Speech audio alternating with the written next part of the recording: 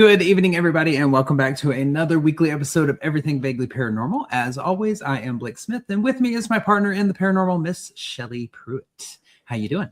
I am doing great. Just came off a weekend of being outside at the old park. Being outside. We know you're not an outside cat. I am not an outside cat, but I mustered through. I found a reason to sneak inside. That's all on Patreon. Go become a Patreon member and hear all about the adventures of this weekend. I'll just suffice to say, I'm here. I survived. You're welcome. Well, we're glad you're here. Thank you. Child. I am excited about tonight's guest. We have not had her on before. I adore her so much. I've gotten to sit in a gallery reading with her. She kind of freaked me out when she was like, "Your shoulder will heal," and I was like, "Oh God, yeah, that's I came back and I told you, I was like, "Girl, she knew about my dislocated shoulder. What the hell?" But anyways, and then she told me that my guides were like, "You need to chill sometimes, man." And I was like, "Spot on." Well, I too have taken part in the gallery reading on 2/22, February 22nd, that she and Deidre Sanford did. And I was shocked and amazed at what both of these ladies came up with. Kristina grabbed a memory for me that actually I had been looking at this little girl's picture just 3 days prior, and a little girl that I had worked with at Camp Sanguinity, which was a YMCA camp. She says, "Why do I keep seeing YMCA?" And I had to go back and go through my Rolodex of memories and going, I worked 1 year at Camp Sanguinity, which means Camp Hope, at a YMCA camp. 1 year at a YMCA. I always was a counselor at summer camps from the time I was, I went always, but from the time I was, 12, 13, I was a junior counselor all the way up until I was in college. I was a camp counselor. And for her to pull that, and this little girl, and I don't tell the story because it upsets me a lot to tell it, because the little girl's no longer with us because she had cancer, and unfortunately she did not survive. But I was very attached to this little girl, and she pulled this little girl saying she wanted to tell me she was okay. And see, I'm getting upset just even talking about it. But for that core memory, that's something that, like, I know that you didn't even know about. And for her to know it was just crazy. I've been too weepy lately on these shows. I got to snap out of it. So No, you're fine. I'm very excited to talk to her and get a little more information about her and what she does and how she does what she does. It fascinates me.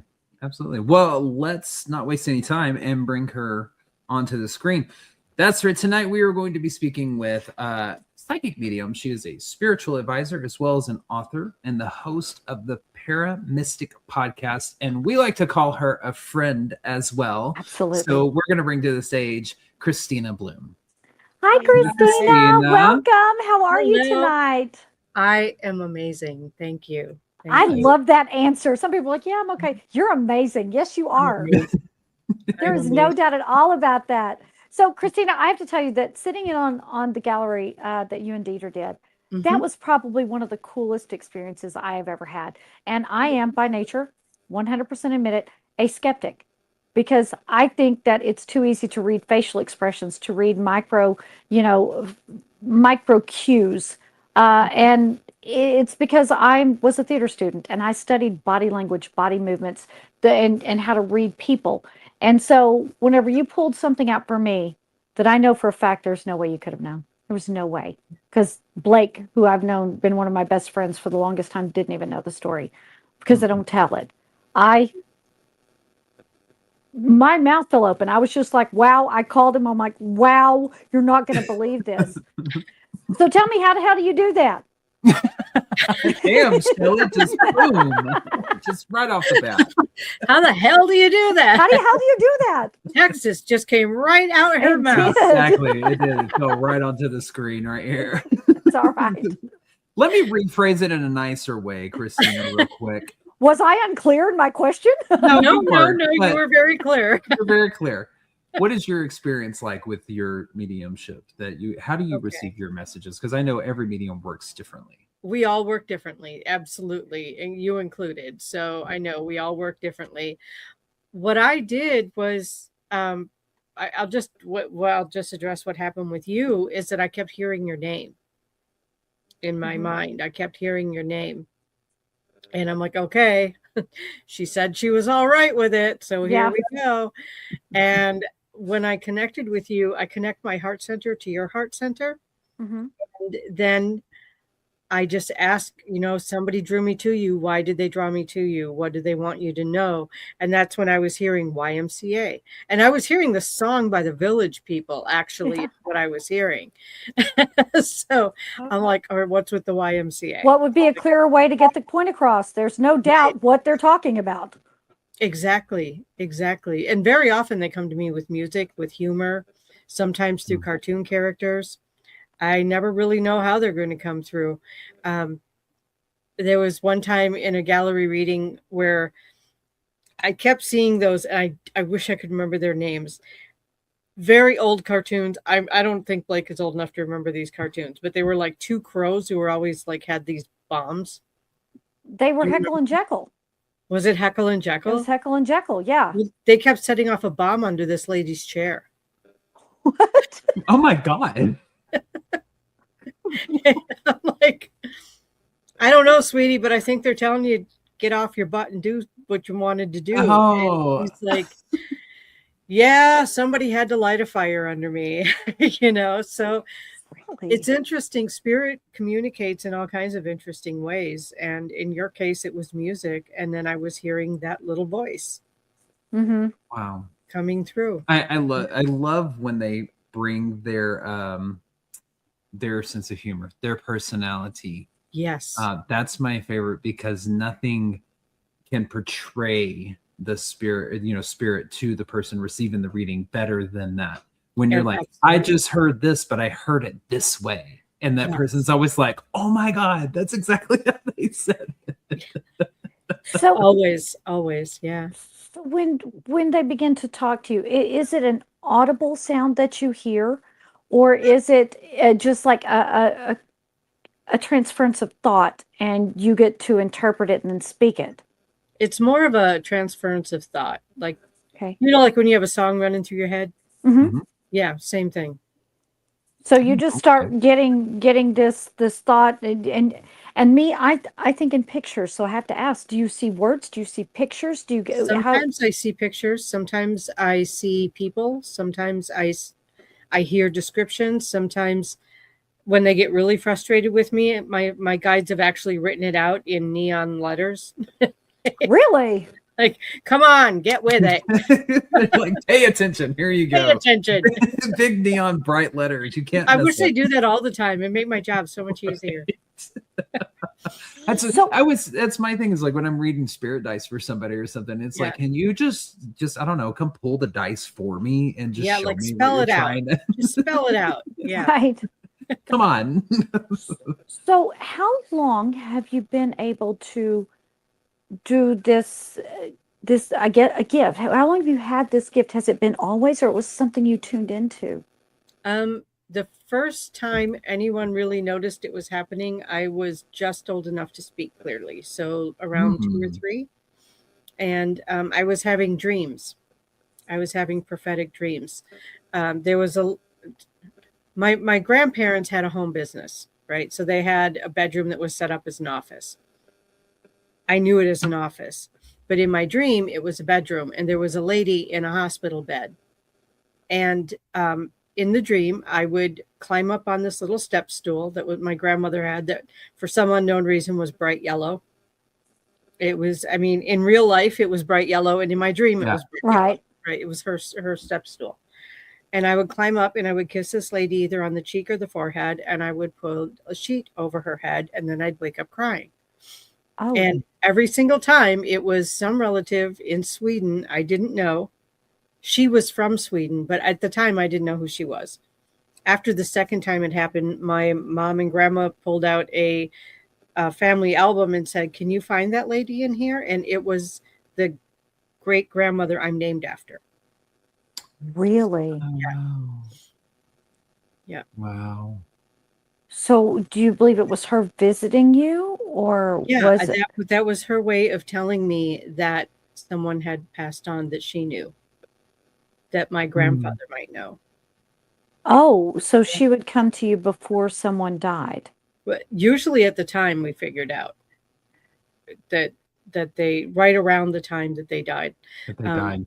yeah, after the first time it happened, my mom picked up the phone in the morning to call her mom.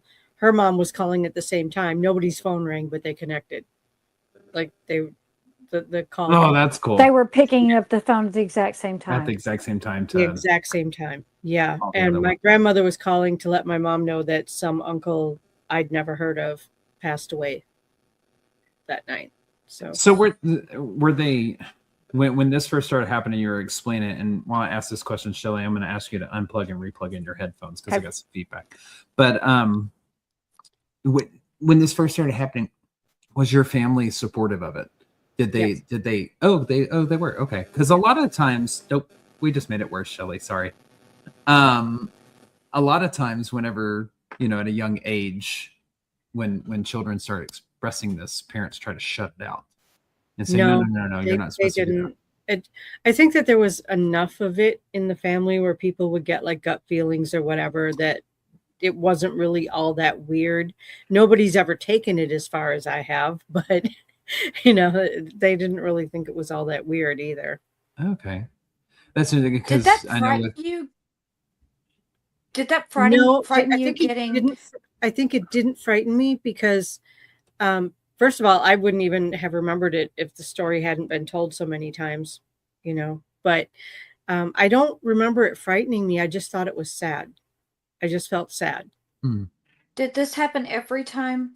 Were these death premonitions? It happens 5 or 6 times throughout my childhood until I hit puberty. And then I started more of what I do now, which is seeing things out here in the real world and hearing things and just knowing things. And let's talk about that knowing things, because we all have this intuition where we all just I call it my gut. When my gut tells me something bad's about to happen, I pay attention and I do something different. Right. Is that kind of the same thing when we were talking about knowing things? Like I can walk up to somebody and I can know, but I feel like I can read their body language. That like whenever someone walks into a room and you can feel the energy shift. And you can tell just by the way they look if they've had a good day, if they've had a bad day, if they're upset about something, if they're happy, if they're excited. And I feel like whenever I get that it's just being able to read the body language. Can you give me a difference in the part of it? That might be part of it. But if somebody walks in the room and you don't see them walk in the room, but you feel the shift, then you're not reading body language. You're feeling the energy shift. Yeah. And then you might turn around and look and go, oh, that's why. But it's not necessarily, you could have intuitively just picked up the energy shift. Okay. And when somebody walks in who's really angry, pretty much everybody knows it, right? I mean, right. Yeah. It's there. There's no getting around it. So would you call that an intuition and an ability? If like Yes. Blake and I have been sitting in a room and we've known whenever somebody's walked in, even if we didn't hear them, we're like, who just walked in here? And we'll turn around and there'll be somebody we never heard of. And sometimes there's nobody there. That's a little scary.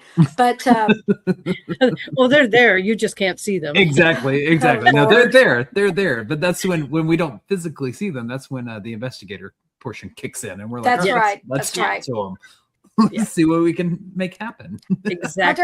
Are there ever things that you just know about people that make you very uncomfortable and you don't want to tell them, but you're compelled to? I typically don't do that if people don't ask. Okay. There are some times when I'll get a heads up, like just for my own safety. Like that's not a good person to be around. Okay.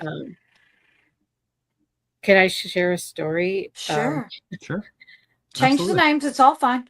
Long time ago, I was teaching daycare. And we had a student whose father, because he was mentally unstable, had a court order. He was not allowed to pick her up. And the mom always came. Sometimes he came with her, but if the mom was there, it was okay. And he showed up to pick her up one time, and the director let her go with him. And I just had this sick feeling in my stomach, and I heard the words, "Mom's dead." Oh, no. And it came out, I don't remember how many days later, between 4 days and a week later, that he had killed her. He had killed the mom. And eventually he just went and reported himself into the police station and said, I killed my wife. This is where she is. He had cut her up into several different pieces, rolled her up in old carpets in the basement, and took this kid home to that house. Oh And my she God. was 4. Yeah. But then I knew right away. I knew what happened. Like, I knew Mom was dead, and I knew he did it. And until the details came out, I couldn't prove it, but I knew. Yeah. I didn't stay at that job very much longer because that director knew that there was a court order that child was not supposed to go home with him. And I she went let off anyways. she let him take her. Wow. As far as I know, he didn't hurt her, but yeah. But Well, still he did hurt her. He killed her mother. Well, Yeah. yes, but I mean, I don't think Not he physically. hurt her. Yeah. Oh my God. Mm. So that knowing is sometimes a burden. Sometimes it is. Especially it's a burden when the people who should be listening are not listening. Have you encountered that a lot? Not a lot. But I do sometimes, like even just out in public, somebody walks by you and you get like a cold chill. You know? They're going to keep walking. I'm not going to ask questions. Right. Like, that's my spirit guides taking care of me. Yeah. There's just Shelley, you may I'm going to just kind of piggyback off of what Kristina said, because you may or may not experience this yourself. I know that you kind of, and I mean this with all respect, you kind of keep whatever it is that you're able to do kind of at arm's length. And I know you do. I don't, like, I see that as protection. Definitely recently there was somebody who came into the circle that I'm in, that everybody else was kind of, oh, this person's here, get it in. I just never allowed myself to be as open, because the moment that I met this person, something told me, just do this, keep an arm's length with this person, because something just doesn't sit right. And I've had that too.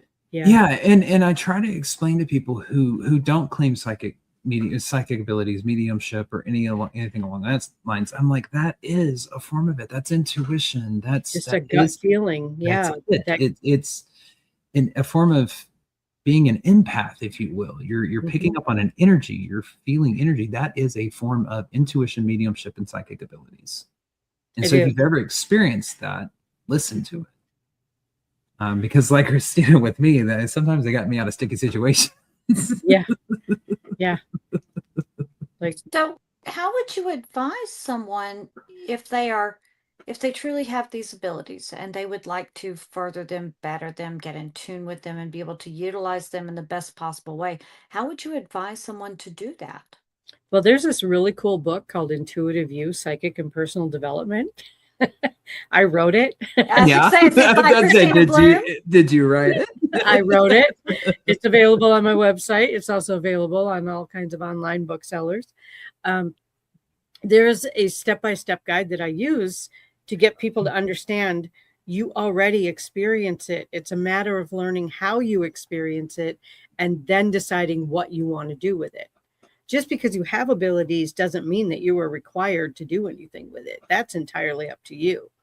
But there are, I go through all the clairs, the feeling, the hearing, the seeing, the smelling, the tasting, all of it, the cognizance, where it just pops into your head and you don't know why it popped into your head. All of that. It goes through all of that, how to read different ways to read energy, different ways that energy presents itself. It's all in that book, and it's really easy. It's an easy read. It's only like 75 pages long. It's not a long book, but it's very, guys, I'm the Virgo from hell. I don't like fluff. This is the most bullet pointed book in history. Like, boom, boom, boom, boom. There you go. Straight up. And my editor was like, you've got to put some stories in here. This reads like a stereo manual. And I'm like, you're like, that's what I was going for. Thank you. Thank you. Yes. I'm a very technical writer, and I wrote how to tap into your psychic abilities in a very technical way. So it's a very logically laid out way. And I think that helps people who get freaked out by the spiritual aspect of it, or think that maybe it's some sort of a religious thing. It isn't. It's energy. How do you read energy? How do you connect with energy? How do you disconnect from energy? How do you know, that's all in there too. There's an exercise in there, how to intentionally connect and disconnect from people. You know, it's like, yeah, because when I do a reading for you, I don't want you to have to come home with me afterwards. Right. Right. Absolutely. So is it kind of set up like a workbook then? Where It people can is. kind of, It's okay. set up like a workbook. It's set up like a textbook, Okay. basically. Yeah. I like So that. it can be done either individual study or as part of a class, because I wrote it to work either way. Well, and I appreciate that you don't put a whole lot of fluff in there, I was gonna because say there's same one thing. thing, a lot of the books that I have read, you get preconceived notions at that point about kind of what to expect whenever these authors go more in depth about their own personal experiences with their gifts, spirituality, and stuff like that. Then you're like, oh, I should be experiencing this way. No, that's not necessarily it. Right. So I like that it's set up by workbook and you don't put in any fluff. I so appreciate that, because I cannot tell you how many times I've been like, ugh, I'm over the fluff. Give me the meat. I don't want to read another story.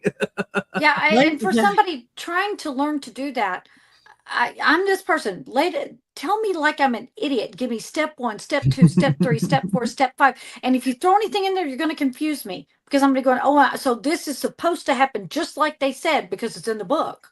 Right. You know? So See, I understand everybody experiences it different and everyone does it different. And that's why it is set up that, okay, this is how you determine how you're experiencing this.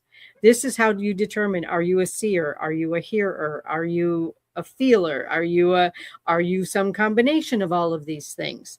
And the more you get into it, you eventually become a combination of all of these things. Mm-hmm. So all of that comes into play. But the stories in my book are literally set aside in a narrower, not as wide on the page. I know I have these words. Margin, a margin. Yeah. It's a narrower format, and it's in italics. So that if you don't want to read the stories, you can skip right over them. You know right where they are, and you go, okay, I'm going to skip that. I'll come back and read the stories after I'm done. Right. That's an option. And I wrote it that way on purpose, because I don't want everyone to think they have to do it the way I do it. My brain doesn't necessarily work the way your brain does. So maybe you would do it differently than I do. But I definitely lay out at the end of each chapter, here are some exercises that you can do to practice to get better at what you want to do, or to see if this is what works for you and what doesn't work for you. So can we go into the clairs, because you touched on that. This is something that I number one always confuses me, because I do a little bit of all of them. Right. And so I sometimes I get the weird smells. Sometimes I get the flash imagery. Sometimes I get the just knowing that something is not right here. Sometimes it's like I'll break down crying for no reason. I'm going, where the hell did that come from? I wasn't planning on doing this today. And so can I ask you a question about that? I want to interrupt you and ask you a Sure. question about that. Okay. So when you just cry out of nowhere, you don't know why you're crying. What happens maybe within the next couple of days after that? I haven't really paid that much attention, to be honest. Sometimes I'll just cry and go, where the hell is this coming from? I'm like, well, I guess I need a good cry. Okay. Well, then the friend over here can answer that for you, because every time you told me that you've cried out of, for whatever reason, the next couple of days is that you get really tired. You get very tired. You get very lethargic. You get very like, I just have no energy. I mean, with Old Park, that's happened twice now. You've had another instance where it just happened at your house for whatever reason. Mm-hmm. And I think that there was an instance one time after either a Hill House or something like that. But the next couple of days, you're just exhausted. You're wiped.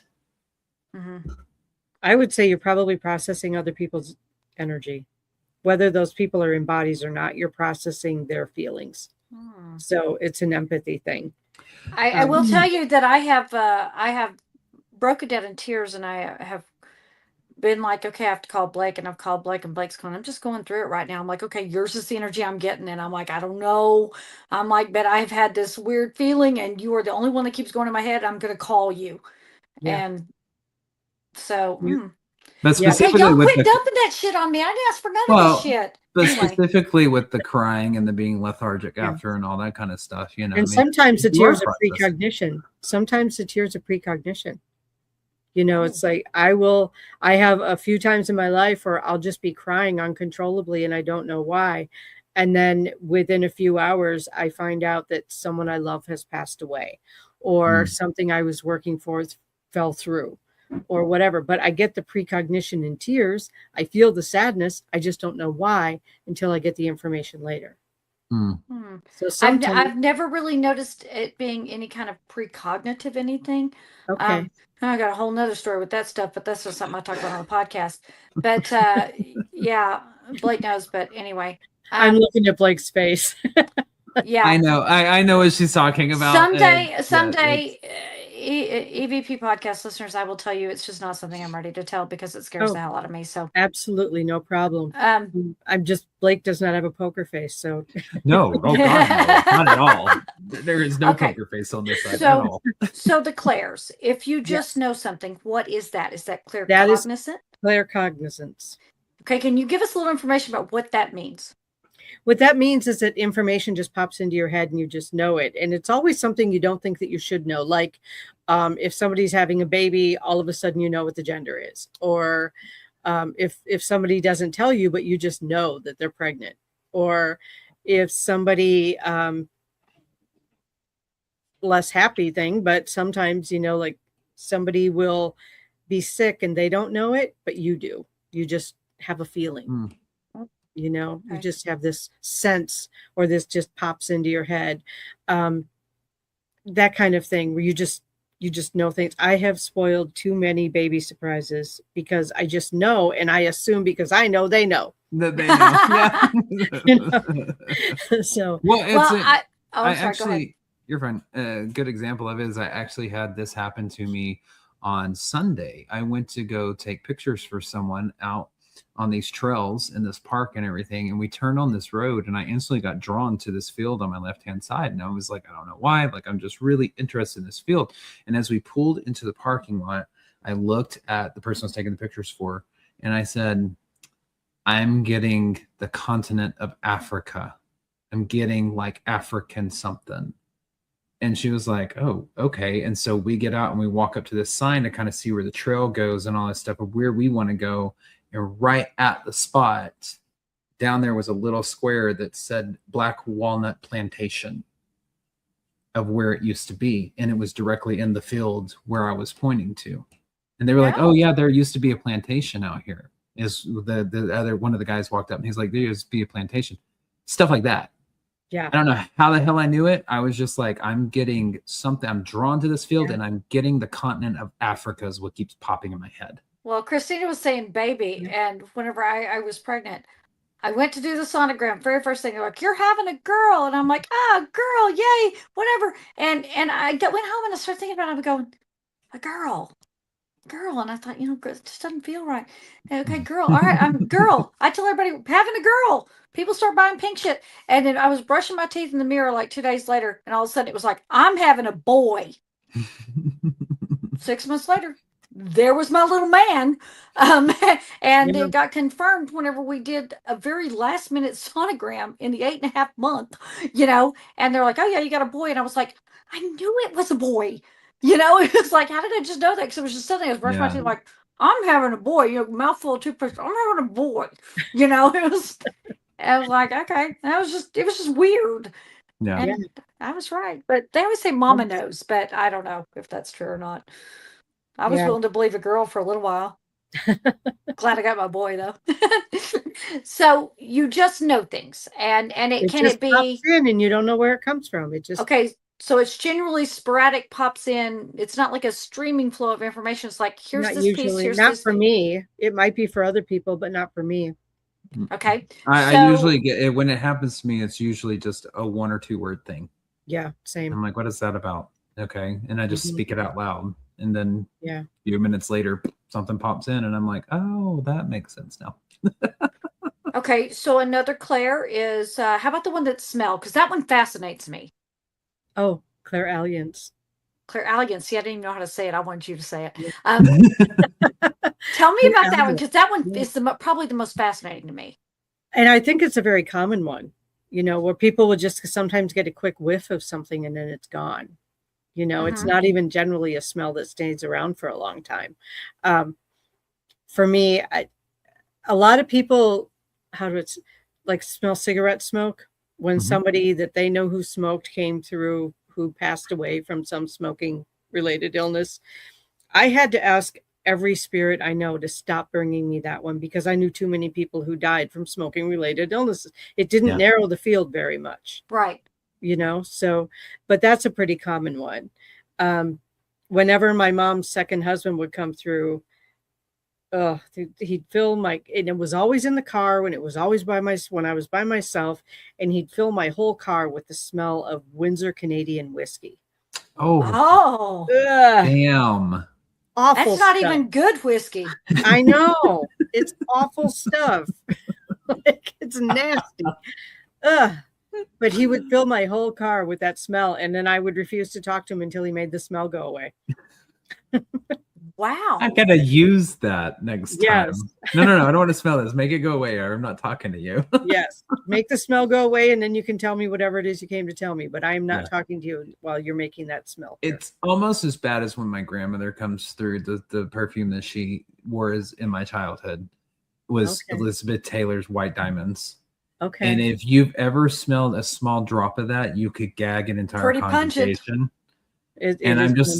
I'm just like, oh my God, yes, I know you're here. Jesus, please make it go away. With my grandmother, it was Lily of the Valley. She was the only person I knew who ever wore it. Lily of the Valley. And she hadn't worn that perfume since I was living at home before I graduated high school, So, I mean, we're talking decades at this point, and I still smell it from time to time. I'm like, oh God, I know you're here. That she would have known that you would have known who she was. No, absolutely. Oh, absolutely. But it's like every time it pops up, I'm like, I get it. You're here. Please take this smell away. Like, Jesus Christ. I got to use that now. With my dad, it's cherry pipe tobacco, which I actually like the smell of. I was going to say, I bet that smells pretty good. But he used to come through with cigarette smoke, and I'm like, knock it off. Can't do You're it. not narrowing the field. No, too many people. Something more specific. So, yeah. So give us another Claire and tell us what that means. All right. So clairsentience is clear feeling, which ironically is probably the most common way. That's where the gut feelings are. That's where you get a sense of something. That's where you cry and don't know why you're crying. That's, all of that is clairsentience. Unfortunately, it's also the least clear of the clairs because you don't know why you're feeling it. You don't know why you're crying. You don't know why you're feeling it. You don't know why you're getting this feeling that you should go this way and not that way. You don't know why, you're just getting the feeling. So that one is the least clear, but the most common. Okay. And then clairaudience is hearing. Now that can be hearing something outside of yourself. Or it can be like a hearing inside. I don't know how do you explain that? Like when you hear a song in your head, that can be a clairaudience. I'm full of stories. I hope you don't mind. Yeah, give us a story. I'd love to hear a story. Go for it. So, my husband and my two sons and I were watching a movie one night. We're in the living room, which was right next to the kitchen, and we're just watching the movie, right? And all of a sudden, I heard this huge clang, like somebody dropped a big soup pot. Two of us heard it. Two of us did not. Weird, right? Yeah.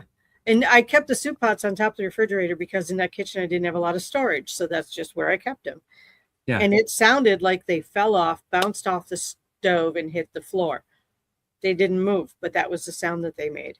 And the spirit in that house was very house proud, and she did not like it if I didn't clean up the dishes immediately following dinner, which I had not done. So she made noise to make me go in the kitchen. But two of us heard it and two did not. So Blake and I have this theory, we call it the paranormal bubble, where if you're supposed to hear it, you hear it. And if you're not supposed to hear it, you don't.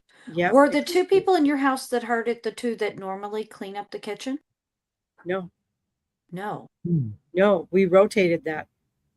Really? Yeah. But I was the woman, right? So I'm the one who should take care of it. Like that was that was her idea. I was gonna say, yeah, if that was her ideals of what the woman did in the house, then yeah, that makes sense about why she was trying to get your attention on it. In that scenario, I almost kind of lean towards something different, because for me, the paranormal bubble is just an area. You were all there in the same area. So in my understanding of my version of the paranormal bubble, you all should have heard it. I think that leans more into what frequencies are you attuned with? Right. Because we all work within this vibrational system, these frequencies and stuff. And if you're in tune with the same frequency that sound is in tune with, then you hear it. Right. And so that would explain more to me why 4 people in the same area, 2 hear it, 2 don't, is that you and the other person were more in tune with the frequency of the sound. Yeah. Frequency wise, that makes more sense. Yeah. And definitely she was a lady, an older lady, pre-generation of you. Definitely the woman would have been in charge of cleaning up the house, taking care of the house and all that kind of stuff. So I'd have been like, listen, we need to have a chat. There are 3 able-bodied people in this house. Yeah, exactly. And I did have that chat with her several times. Yeah. She also was in charge. This is an old farmhouse that had been broken up into 3 apartments. And the apartment that we were in was at one point like bunk rooms for the farmhands. And my sons shared a room on one side, and they would get so mad because if she thought that they were being lazy and sleeping in too much, she would tickle their feet. Like to make them get up. Yeah, she would tickle their feet like it's time to get up and do chores. And they're like, I don't have to get up yet. Leave me alone. Oh, no touchy. So, no touchy. So are you not the only one in your immediate family then that has gifts? Right. Both of my kids did. Yeah. Okay. Well, they both still do. They're in different areas, but yes. Yeah. Okay. It always fascinates me because I think we've all heard, either paranormal investigator, medium, psychics, whoever you've talked to, have all heard the kind of, is it a nature versus nurture, I guess you could say, type debate. Are you gifted it from parents, or can everybody nurture it type thing? Right.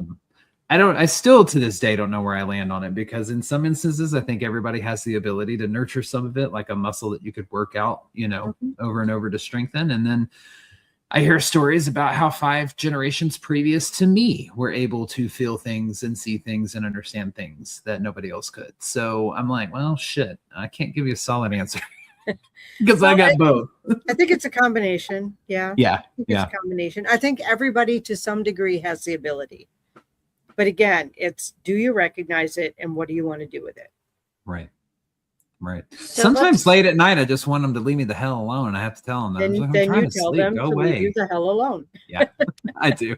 I learned that from Diet Renee, who was like, before I go to sleep every night, I just tell them, listen, you've got me for an hour and then leave me alone. So I have to ask, do you feel as if people that have had near-death experiences, do you feel as if they are more in tune with supernatural abilities? That's what I'm going to call them, because not everybody that has them acknowledges them, not everybody knows how to use them if they do have them, and some people completely shut them off. Do you feel like if someone's had a near-death experience that they're closer to those kinds of communications? I do. And I've had 4 near-death experiences. So, yeah, life has been interesting, I'll tell you. One of these days, I'm going to write my autobiography. I'm just going to do it one of these days. So far, I have not done it, but yeah. I have had 3. That's why I ask. Yeah. So, I was just curious. Did one of those near-death experiences, did they occur prior to you really having your abilities open up and come forward? Well, they opened up when I was 2 or 3. So if I had one before that, I don't remember it. But the first one I remember, I was either 5 or 6. Mm-hmm. So I think with each one, they did. It got stronger. Yeah. Or expanded a little bit more or something along that lines. Right, Okay. right. With the last one, which was in 2014, um, I gained the ability to see more physical outside of myself. Mm. Not just spirits, but um, actual physical beings. So they're on the other side, but they look solid to me. I don't know how else to say that. They You're Okay. don't look seeing like Yeah. ghosts. people. Well, they don't. There's They don't look like ghosts. They look right. like you. They look Right. like him. They look like me. They look Right. solid. So sometimes it's hard for me to tell, are they a ghost or not, because they look solid to me. It's So more full-fledged in color apparition, if you want to put it that way. right, And it's right, hard to distinguish between human or apparition. right. Like I that understand that. same That's farm that I worked at, or that I lived at. I walked into the barn, and as I was walking in, a gentleman in a plaid shirt was walking out. I said hello. He said hello. I turned around. He was gone. But he looked solid. He looked as solid as you do. yes. So I've had that. That is something interesting that I too have had near-death experiences whenever I was very young. I was a very sick child. And one of those I should not have come out of, but I did, thankfully. And ever since I can remember being a little kid, I have felt things, I have seen random things, stuff of that nature. But not until I moved to Kansas City and moved into the current house that I'm in. I'm nesting with 2 other mediums as well, okay. that acknowledge their gifts. There's more in this house, but that acknowledge their gifts at least. And it wasn't until here that it's like I'm seeing for longer periods of time those types of apparitions that you're talking about. Yes. It's startling because I've always said, if you jump out right in front of me, you're going to scare the shit out of me. So let's do it really easy. But I started seeing them at my grandfather's house after my divorce, and I started on my healing journey to kind of loosen all of these chakras up and unclog all this stuff. So I get what you're talking about, because sometimes it's like, wait, was that somebody in the house that I just saw that quickly passed by? Or was that an apparition? Yeah. You Yeah. know? How do Sometimes you it's hard to discern tell. it? How do you I discern? usually can tell. Well, if it's in my home and it's somebody I don't recognize, I mean, That Fingers one's pretty crossed easy, it's an yeah. apparition, right? Yeah, that one's pretty. Please let that be an apparition. Yes. Normally, I can tell by what they're wearing. Mhm. You know, if they're wearing period clothes, something like that, or if they're wearing clothes that are out of season. Like when Okay. I walked into that barn, it was August, and he was wearing a flannel shirt and overalls. Hmm. You know, that it was hot that day. Like no Right. sane person would have been wearing flannel shirt and overalls. That's Right. why I turned around to look, because I'm like, why is he wearing that? And then he was gone. I'm like, oh, okay, I got it. All right. But So if you're in a crowded room, do you sometimes see the apparitions as well? And in that sometimes case, how do you? I mean, do you think anybody else sees them? I think some people do. I don't know who all sees them. Like if I'm Right. let's say I'm in a mall, just random people is what I'm getting at. Like I'm in a place with random people I don't know. I don't know who can see and who can't see. So you don't necessarily get that intuition of, oh, I see this person. Oh my gosh, look at the way that person's standing. That person must see If them I too. bother to look, If you bother sometimes. to look, If I sometimes. bother to look and notice what other people are seeing, but I typically don't Okay. notice, and it is interesting, because I will say sometimes, like, did you see that person? Where did they go? And they're like, there's nobody there. There was nobody there. I'm like, just because you didn't see them doesn't mean they weren't there. Right. Exactly. I have had an interaction with someone that was not there that I didn't realize. And I've only had that happen, I think, once. Okay. And I literally had a conversation. And Yeah. I'm like, okay, well, yeah, all right, I'll see you later. It was in the laundromat in Las Vegas, where I lived in Las Vegas. I was sitting there, and I was on the back wall. Cause I like, can tell you, if I have to go to laundromat, I'm going to the farthest ones to the back. So I figure less people use them because I'm a germaphobe. Yeah. And so I was at the very back. There was nobody back there with me. I was doing my laundry, and this lady walks in and she sits down, and she's just sitting there. And I just said hello, and she goes hello, and we had a real quick conversation. I go, "Are you waiting for your laundry?" She's like, "Yes." And I said, "Oh," I said, "Well, you know, hope you have enough quarters. I have some extra quarters if you need some." And she's like, "No, I'm okay." And I get up and I said, "Well, my little buzzer dinged." I said, "Oh, I better change these." And I got up and I changed her, and she was not there. Mhm. She was not a lady that would have moved quickly. Okay. Okay. And I turned around and even went to the front. And I'm like, I wonder where that lady went. And didn't see her. Don't know who she was. But she wanted to sit down and have a chat about laundry. And apparently I obliged. And I'm going, all right, no, must have been whiffing the laundry detergent a little too much today. I've only had that happen one time, but I'll tell you, It can happen. Yeah. it really, it was kind of scary when it happened to have just this random person And that I thought. yeah. And it doesn't happen when we're out looking for them like that, right? It doesn't Right. happen when we're on paranormal investigations. It happens when we're just hanging out doing what we do. And I think that is an important thing to take in, is because Yeah. when we're just hanging out doing what we're doing, a lot of our guards that we have are down.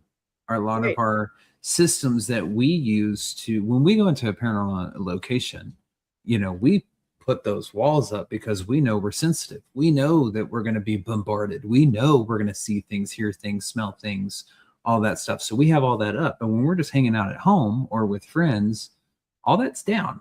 We're just having a good time. So they're like, "Oh, now it's my chance." Hey, you're like, I "Oh, God." I just made a connection, Blake. Hmm. You know what else happens whenever I fold laundry? Is laundry my freaking connection? Doing laundry? No, maybe. Maybe. That's Yeah. weird. That's weird. Okay, I That's need to pay somebody interesting. to do my laundry from here on out. Anyway. Oh, Lord. She's just looking for a reason to get out of laundry. Yeah, you're duty. right. That's all it is. Probably so. I'm a Kristina, weirdo. I enjoy doing laundry. I love doing laundry too. I love it. There's something very nice about putting filthy things in, because I'm a germaphobe, and getting nice, clean, fresh smelling stuff that nobody's touched since the water touched it.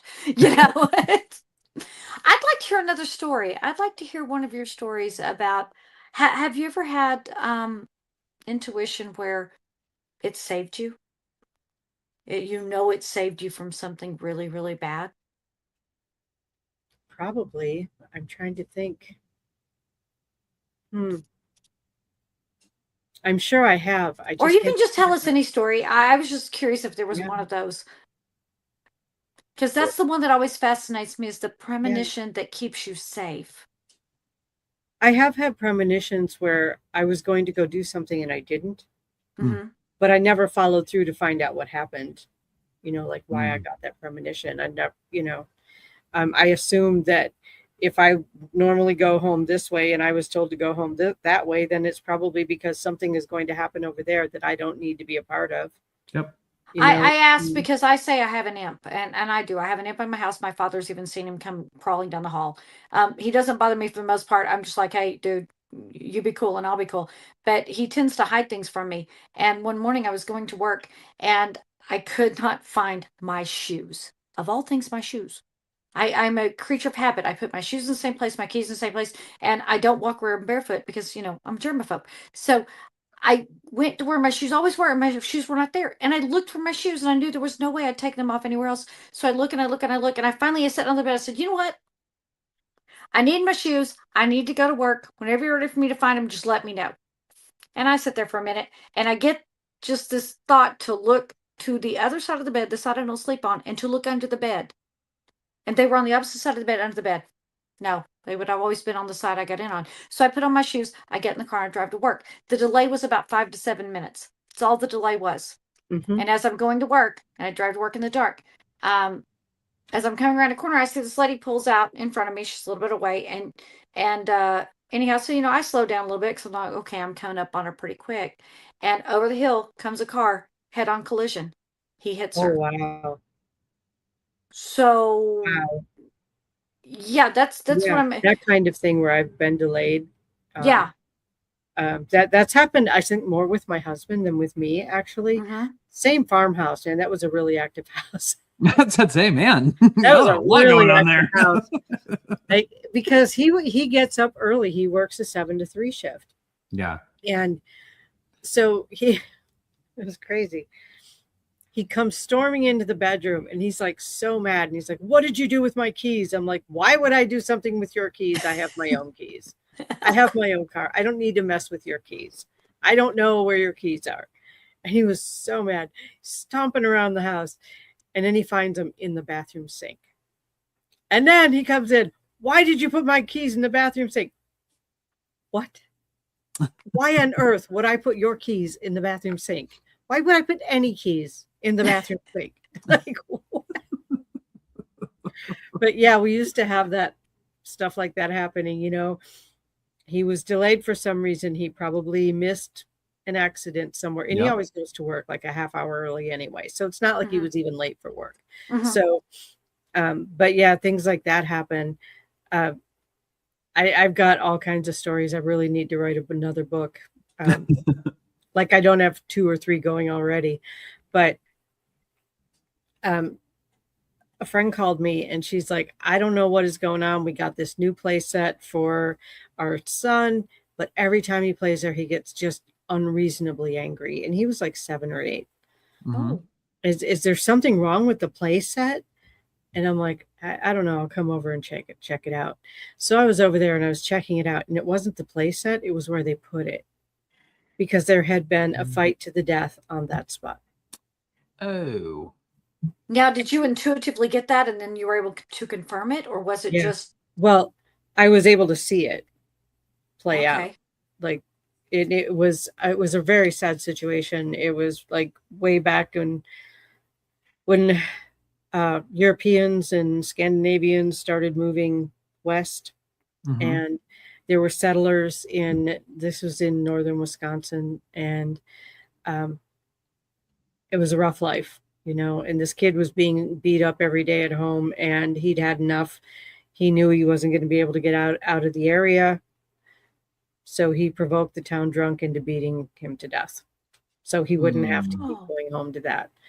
Wow. But the guilt that poor man felt is what kept it there, what kept it happening. It was a residual over and over and over and over. And I called in help. I called in Christ. I called in angels. I called in anybody I could think of to help break this up so that those two could find peace. And they did. I got help from the spirit world. They came in. They took care of everybody. And then we just cleared the spot with sage and didn't have a problem since. Wow. So how do you deal with getting the information of something so tragic? Because I think I would be in tears all the time. It was hard. It was hard. I mean, I'm not going to pretend that was an easy thing to do, but it got the job done, and it set 3 souls at peace.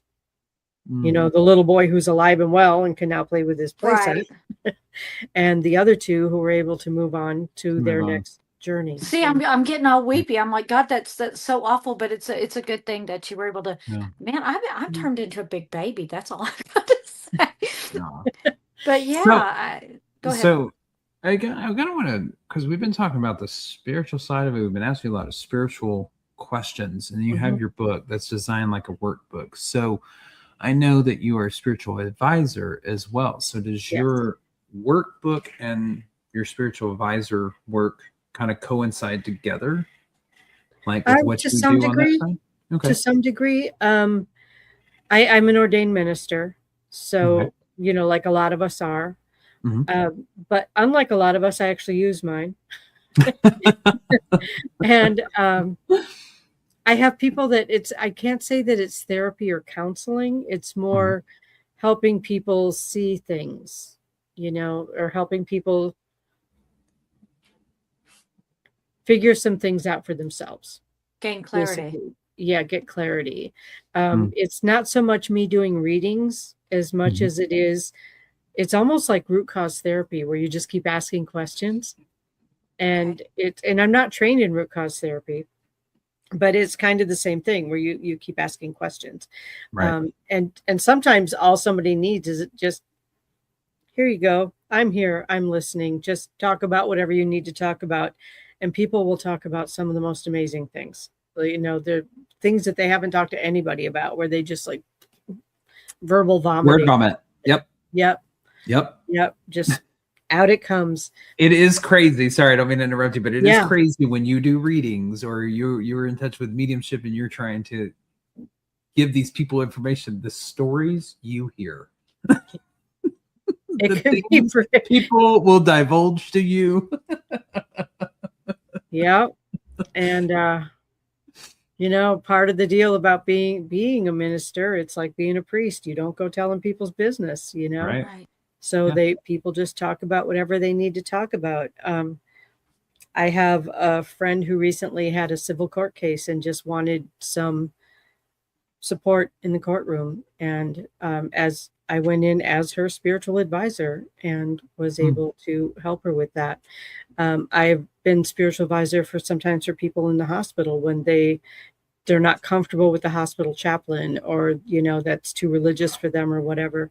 And they just want someone to work in that capacity, then I will do that as well. So for me, that spiritual advisement thing it's not totally separate, but it's not exactly the same thing. Okay. Yeah. So do you operate in a more non-denominational capacity so Yes. that, okay.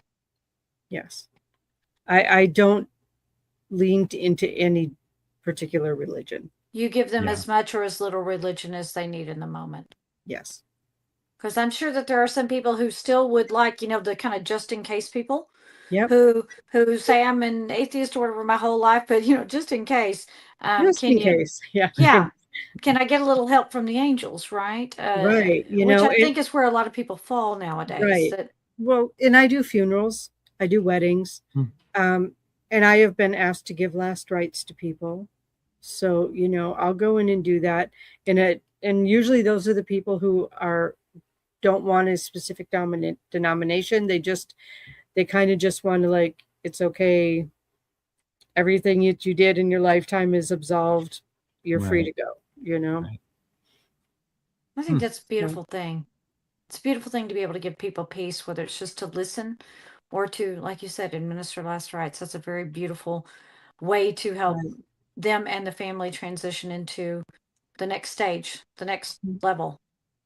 So And- yeah, that's yeah. beautiful. And I like doing memorial services.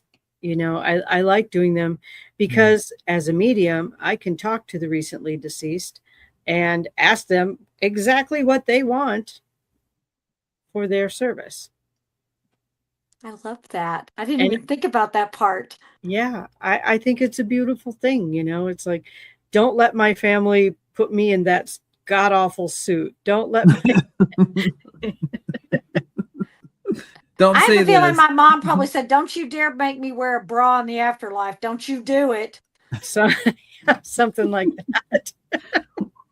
That's all right. I currently joke all the time and joke today about it. This back here is my grandmother that I have in the urn. And I always joke all the time. It's not all of her ashes. We divided ashes. And I was like, I probably got like her left foot in her ass so that I could kiss her ass one more time. You know, that's probably what she told me. Like With my son, his dad made us matching urns, and we split. He had them split the ashes. So I think I got the sense of humor because there you go. Always cracking jokes. Yeah. So what is love the it. most challenging part about what you do? Mm. Because the gift is incredible. What do you struggle with? I think what I struggle with is people who want me to basically make their decisions for them, because that's not part of my job description. Right. It's not my job. I don't make decisions that I don't have to pay the consequences for. And I tell people Very that true. up front. I don't have to pay your consequence, so I'm not going to make your decisions. But people who keep having questions but don't want to hear the answers that they're getting or don't want to do their own work. I think I find that the most frustrating. Yeah. Have you ever had, and I know when we had Dana Stricker on the show that she told us that there are some people that she will only read, what she say, twice a year. She says, you don't need to come and talk to me more than twice a year. Yeah. Because I am not your daily horoscope. And what I have to tell you won't change from day to day. Right. And you need to work on, use this for what you need to use, and then come back in 6 months and we'll talk to you again. Do you find that you have some people who rely very heavily on day to day or weekly, and I mean, if you like to get your tarot read every week, good for you. I say if that's your jam, go do it. But do you find that there are some people who have the potential, let's just say that, to become very addicted to you giving them what's supposed to happen and that becoming a self-fulfilling prophecy for them? I have run into that, especially early on when I started doing this more as a business and doing it more publicly. But I have a similar rule to Dana. Don't come at me every week with the same issue. Yeah. However, if something in a completely unrelated area of your life changes and you need some focus on that, you don't have to wait 6 months. Right. Yeah. It's just the same issue over and over and over again. It's not helpful. And it's not, I don't want people dependent on me. It's like my tagline is I empower people to empower themselves. I don't want power over anybody. Right. So I won't do that. I won't either. Like with readings, I'm the same way. I will not do it. If we're in a session and I don't feel that the session has concluded properly with what you needed to hear, I'm going to keep going if I have time, even if we go over your time until you get the answer that you need. But I'm not going to just sit there and read you week after week after week after week after week. Like I'm just not going to do it. So, and again, if something drastic changes in their life and they need advisement on something else, I mean, yes, please, I will. Like, holy shit, I figured it out and this was the choice that I made and then this blew up. Help me. I need some guidance, some spiritual guidance here. I have more than once over the last 26 years that I've been doing this. More than once, like I'll have people come to me with, let's say, a relationship issue or whatever, and they try to keep coming back and coming. I'm like, go talk to the person that you're talking to me about.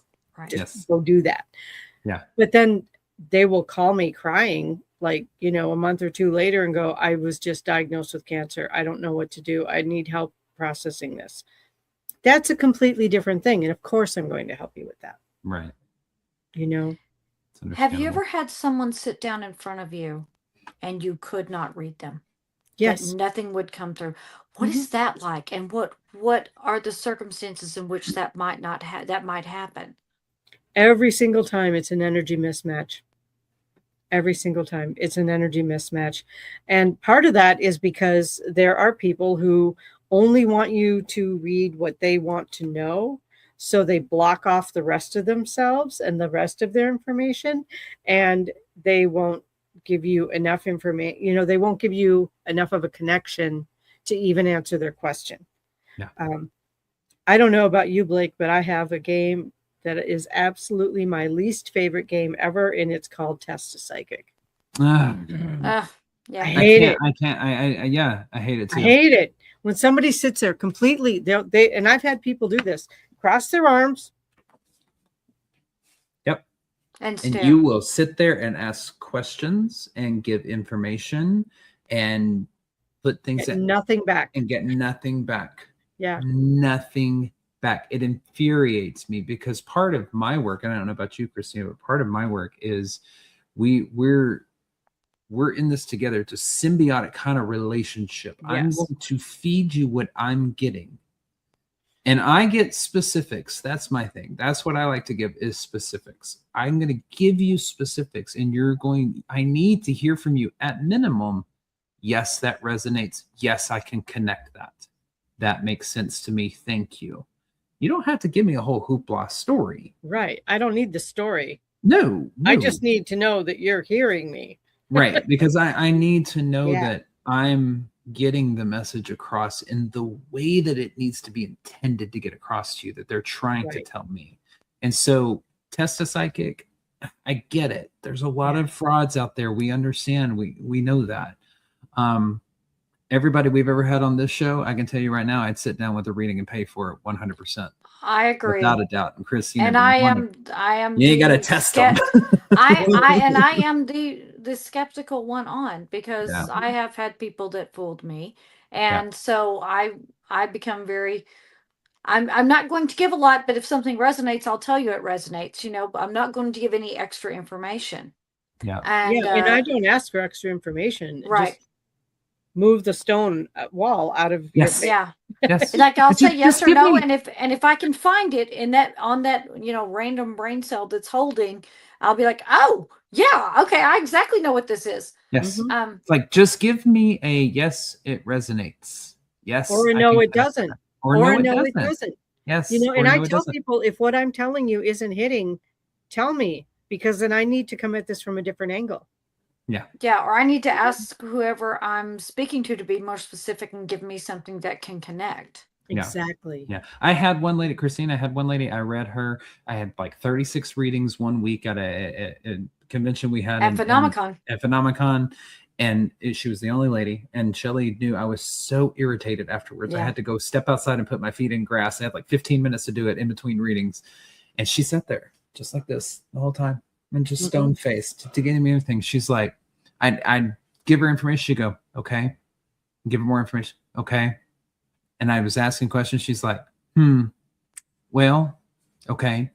And at the end of it, she finally gets up and she throws down like an extra 20 or whatever. And I wasn't even looking for a tip. And she was just like, you were spot on with everything. Thank you very much. And just walked away. And I was she sat down, and whenever she sat down, I even remember thinking, man, this is not going to work. Just the way she walked up, the attitude. And I'm sitting there thinking, why are you paying for a spirit dice reading when you obviously put zero stock in this? You're playing a game with your cash, which I ain't gonna play a game with my cash. I got to be pretty sure if I sit down that, and she was the whole time. And I try to give him privacy when I was reading. I try to step away from the table so that I'm not, I may be in earshot, but I'm doing my best not to listen. But it was just her attitude, the way she sat, the way she looked, the way she was giving nothing. Yeah. And I thought, do you want some answers or not? Yeah. It's pretty annoying. Yeah. So what are your favorite kinds of messages to deliver? And I know we're at time, but what are your favorite kind of messages to give? I think mediumship. Okay. And channeling. I like to do trance channeling too. But mediumship is my favorite form of healing because it can heal relationships. It can heal grief to some degree. It can help people understand. It can help people forgive. There's just so much healing that goes on sometimes with a mediumship reading that a really good mediumship reading can clear up 10 years of therapy in some cases. Yeah. It really can. And I think that that's my favorite thing, is that just seeing people just get peace. Exhale. Yeah. So, did my daddy ever love me? And you're able to say, yeah, I got your dad. And he's like, of course I loved you, Yeah. Why are you even asking that? Because you never said it, Dad. Yeah. Right. Yeah. I'm right there with you. I agree. I totally agree on that. I think that's the best. That's why I do it, to see the healing that happens right in front of you. It's a beautiful thing. It's so freaking hard to explain. You can just see people's whole persona change right in front of you. And right there. Their face softens and they're brighten up and their shoulders relax. And it's just so beautiful to see. I just love it. Yeah. And I would agree with that. That's my favorite too. And even after you've done, how many readings would you do? Like if you're at a convention, how many readings would you do in a day before you felt too tired to do anymore? I have done probably up to, I think the most I've ever done was like 60 in a weekend. Oh, that's a lot. That's a lot. Yeah. What is the toll it takes on you? I know I said that was my last question, but I have one more. What is the kind of toll that it takes on you to receive and release this energy? Repeatedly? Yeah, I get tired. I get tired. It's just connecting. Like, I know I'm connected when I'm yawning constantly because that energy is moving through me so fast. It's like, okay. While I'm doing it, it's a rush. Mm-hmm. But maybe an hour after I've done, I better find somewhere to lay my head because I'm going to be really tired. You're like, show's over, I'm going to bed. And that's an extreme. I would say most, let's just say psychic fairs, because I do more at psychic fairs. I do more readings than I do at cons. Mm-hmm. Usually about 20 to 25 a day. Yeah. And so when you go home, you're tired. You're ready to be done. Yeah. Do you have to tell them, hey, I'm tired today. I'm tired now. I've talked to you all day long. I need a break. Yes. It's like, I'm flipping the switch off, guys. Leave me alone. I'm going to sleep. I need some peace. Yeah. And typically I don't do fairs that are very close to where I live. They're usually at least a few hours away. So it's a hotel room, a campsite, whatever. But I almost never drive home afterwards. Right. I'm just too tired. Yeah. Well, if they want more information on where they can find you, see you, get your book or anything like that, follow you, where can they get all of that? KristinaBloom.com is where you can make an appointment. You can buy my books. I have 2 books on there. The other one is Wisdom for the Age of Ascension, and it's like a daily meditation kind of book. Okay. So that one is on there too. And I have my show on Wednesday mornings at 10 Central.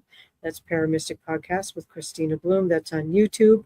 It's also, you can see it on my Facebook page. You can also see it anywhere All Access Network Television broadcasts their shows. So their YouTube page, their Facebook pages, all that.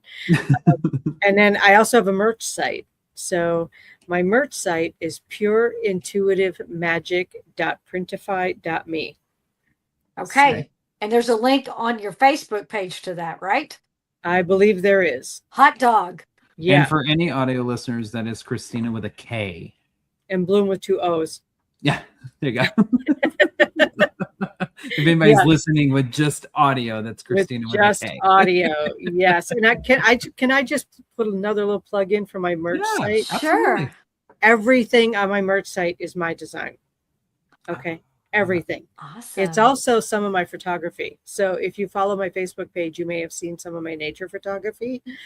Yeah, I have bathroom sets with my photography on them with really cool stuff. So love that. I love that. Yeah. So, and you can get my my logo shirts, and the one that I'm wearing now is the TV show that I did in England. It's so I've got some stuff there for Into the Void.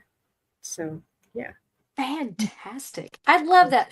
Well, Kristina, thank you so much. And Blake, why don't you tell them everything they need to know about us? Yeah. All right. Sounds good. Hold tight real quick, Kristina. We'll get through these announcements and then we'll get this wrapped up. So if you want to support the show directly, check out our Patreon page, patreon.com/AVP podcast. For just $5 a month, you'll unlock over 500 Patreon exclusive videos, including the pre and post broadcast, which are the 30 minutes before and the 30 minutes after this live broadcast. So you're getting an additional hour with us each week. Your support from this goes directly back to the show and towards the adventures we bring you week after week. And if you're not sure about joining Patreon, try it risk-free with our 7-day free trial. Please make sure you stay connected with us. Follow us on Facebook, YouTube, and many more by searching Everything Vaguely Paranormal, looking for the green sound wave. And remember, you can catch us live every Tuesday night at 8 p.m. Central Standard Time on Facebook and YouTube. Go make sure you subscribe to our Eventbrite page, because guess what? As of the end of this broadcast, Broadhead Manor tickets will be on sale, so you can go and have those. Please make sure you're selecting the investigation that you're wanting to attend. We do have a 2-night full weekend VIP package. We have a Friday night, a Saturday night, and a Saturday daytime tour as well.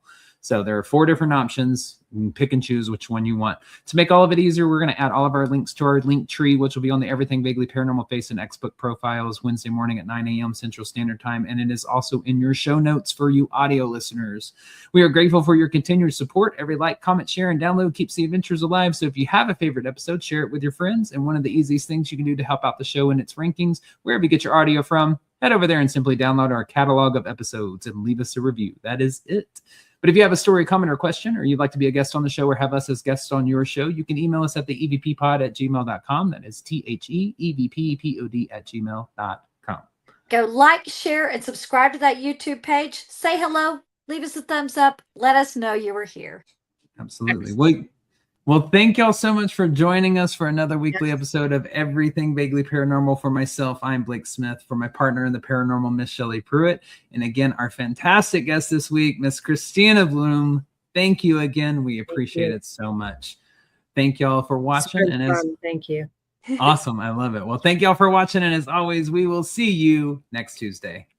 Bye-bye. Bye, y'all.